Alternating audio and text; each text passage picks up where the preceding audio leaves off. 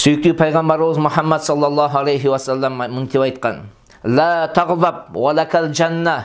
Sen açuğlanba. Açuğlanbagın sağa beiş bolot. Açuğlanbasaң sen beiштик болосуң. Ошон үчүн алымдарыбыз айтат, кантип биз ачуубузду дарылайбыз? Бул дүйнөдө башыбыз ооруса, аналгин, парацетамол, цитрамон деп ушуга тиешелүү бир дарыны ичебиз. Ар бир нерсенин өзүнүн дарылоого бар. Бирок газапты кандай, ачуулу кандай дарылайбыз десе, алымдарыбыз айтат, ачууду төмөнкү эрежелери менен не кылса, дарыласа болот дейт. Эң биринчиси Аузу биллахи минаш шайтанир ражим деп айтуу менен. Ачууңуз келер менен сиз эмне кылыңыз? Кудайдын каргышыга калган шайтандын жамандыгынан Кудай Таалага корголоңуз. Себеби пайгамбарыбыз саллаллаху алейхи ва саллям ачуу келген кишиге мынтип айтты. Пайгамбар саллаллаху мындай дейт: "Инни ла а'рифу калиматан лау қалаха ла захаба анху аллази яжид." Албетте мен bir сөздү билем.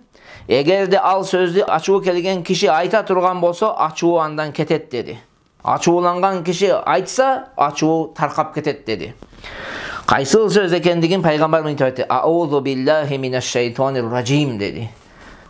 Кудайдын каргышына калган шайтандын азгырыгынан Кудай Таалага не кылам? Корголойм деген сөз. Экинчи кадам сүкүт кылуу. Ачууңуз келдиби, унчукпаңыз. Тилди тыйып унчукмаңыз. Мына ошондо ачуу өзү басандап, өзү эле таркап кетет. Себеби пайгамбарыбыз саллаллаху алейхи ва саллям сахабага кайда мынтип айтат: "Ва ида гадибта", эгерде сен ачууң келсе, фаскут, сен сүкүт кылгын, унчукпагын. "Ва ида гадибта фаскут, ва ида гадибта фаскут" деп 3 жолу пайгамбар саллаллаху алейхи ошол сөздү кайталаган.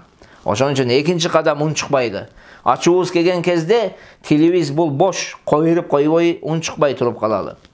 Үчүнчү нерсе абалды өзгөртүү. Ачуубуз келген кезде биз абалыбызды өзгөртөлү. Акыбалды өзгөртүш керек. Эгерде турган болсок отуралы, отурган болсок капталыбыз менен жаталы, жамбаштайлы деген, жамбаштап жаталы. Себеби пайгамбарыбыз саллаллаху алейхи ва саллям өзүнүн ыйык хадисинде айтат: "Ида гадиба ахадукум ва хува qa'imun falyajlis."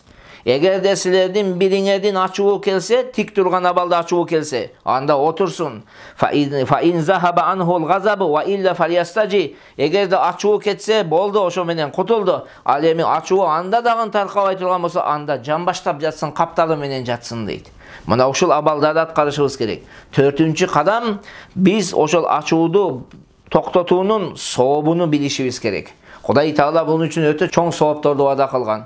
Газапты токтотуп калуу бул сабырдуулук. Ал эми сабырдуулук, урматтуу мусулман бир туугандарым, сабырдуулуктун сыйлыгы эбегейсиз. Аны биз айтып бере албайбыз. Анын сабырлыгынын бир акысы бейиш болсо, Аллах Таала эмне дейт? "Иннама юваффас сабируна ужурахум яумал кияма." Кыямат күндө сабырдуулардын эсини, сообуну биз толук беребиз дейт.